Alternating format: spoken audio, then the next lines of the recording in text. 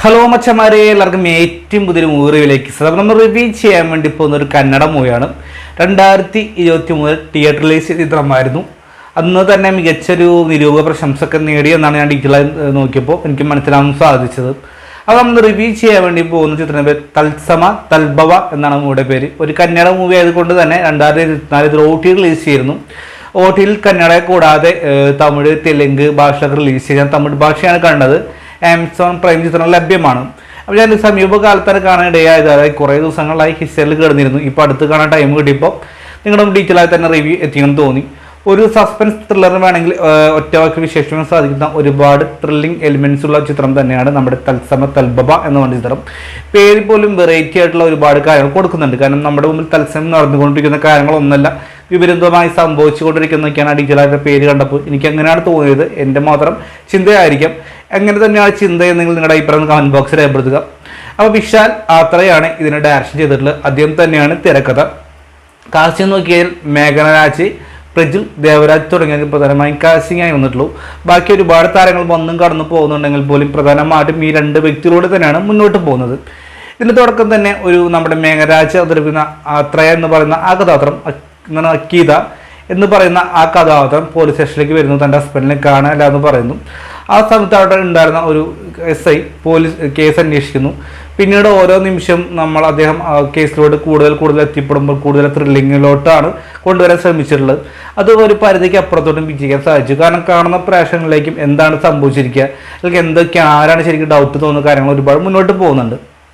കാരണം പല ഭാഗങ്ങളും എടുത്തൊരു പശ്ചാത്തലമായി വരുന്ന ബാക്ക്ഗ്രൗണ്ട് സ്കോറും നല്ല രീതിയിൽ തന്നെ ഡയലോഗും ഇമോഷൻസും എല്ലാം തന്നെ മുന്നോട്ട് കൊണ്ടുപോകുമ്പോൾ കാണുന്ന പ്രേക്ഷകരിലേക്ക് ഒരു തരി പോലും ബോറടിപ്പിക്കാതെ ത്രില്ലിംഗ് ആയി തന്നെ കൊണ്ടുവരാൻ സാധിക്കുന്നുണ്ട്.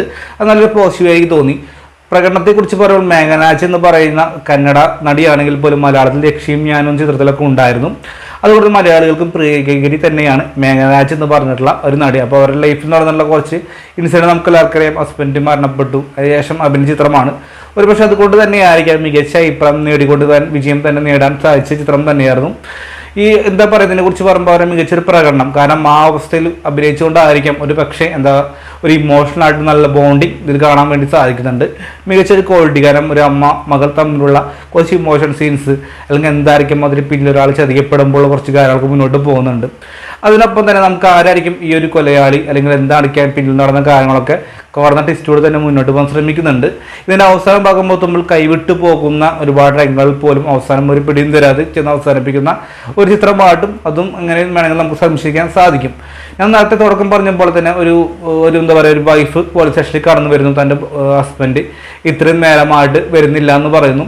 അവിടെയുള്ള ഒരു പോലീസുകാരൻ കേസ് അന്വേഷണം ഏറ്റെടുക്കുന്നു. പിന്നീട് അദ്ദേഹം ഓരോ കേസിലോട്ട് ഇറങ്ങി ചെല്ലുമ്പോൾ കൂടുതൽ കേസ് സങ്കീർണമായി മുറുകിക്കൊണ്ടിരിക്കുകയാണ്. കാരണം ഓരോ വ്യക്തികളും കടന്നു വരുന്നുണ്ട്. നമുക്കും തോന്നുന്നു ഓരോ വ്യക്തികൾ തന്നെയായിരിക്കും, ഒരു പക്ഷേ ഇയാളായിരിക്കും എല്ലാം തോന്നും.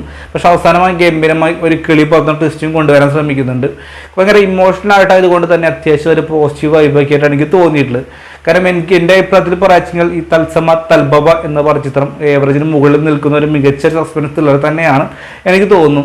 പക്ഷെ പടത്തിൻ്റെ ഏറ്റവും വലിയ നെഗറ്റീവ് എനിക്ക് തോന്നുന്നു, നേരത്തെ ഞാൻ പറഞ്ഞ പോലെ തന്നെ പിടിച്ചിരുത്തുന്ന ഒരുപാട് സംഭവങ്ങൾ പോലും ഇടയ്ക്ക് ഒരു സ്ലോലി അല്ലെങ്കിൽ ഒരു ബോറടിപ്പിച്ച രംഗങ്ങൾ കടന്നു പോകുന്നുണ്ട്.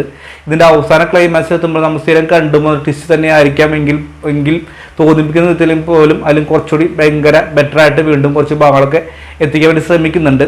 തിരക്കതൊരു ചെറിയ ഭാഗം മാത്രമാണ് എങ്കിൽ പോലും ആ ഭാഗം ഒന്ന് തോന്നിപ്പിക്കാതെ തന്നെ മികച്ച രീതിയിൽ തന്നെ പിടിച്ചിരുത്താനും ഇതിന് സാധിക്കുന്നുണ്ട്. അപ്പോൾ എന്തായാലും ആമസോൺ പ്രൈം ചിത്രം ലഭ്യമാണ്. അപ്പോൾ കാണാത്തിട്ടുണ്ടെങ്കിൽ തത്സമ തൽഭവ എന്നൊരു ചിത്രം കണ്ടു നോക്കുക. നിങ്ങൾക്ക് ഇഷ്ടപ്പെട്ട എങ്കിൽ തന്നെ തിരഞ്ഞെടുത്ത് കാണാം. ഈ ചിത്രം കണ്ടിട്ടുള്ള വ്യക്തിയാണെങ്കിൽ നിങ്ങളുടെ അഭിപ്രായം കമൻറ്റ് ബോക്സിൽ രേഖപ്പെടുത്തുക. തീർച്ചയായിട്ടും ത്രില്ലർ പ്രേമികൾക്ക് ഒരു പക്ഷേ ഇഷ്ടപ്പെടാവുന്ന ചിത്രം തന്നെയായിരിക്കും തത്സമ എന്ന് പറഞ്ഞ ചിത്രം. അപ്പോൾ ഇന്നത്തെ ഇപ്പോൾ നമ്മുടെ ഒരു ഇഷ്ടപ്പെടൽ ലൈക്ക് ഷെയർ എന്ന കാര്യം പരിഗണിക്കുക. വീണ്ടും മറ്റൊരു ചിത്രം റിവ്യൂ ആയിട്ട് കാത്തിരിക്കും. Bye friends.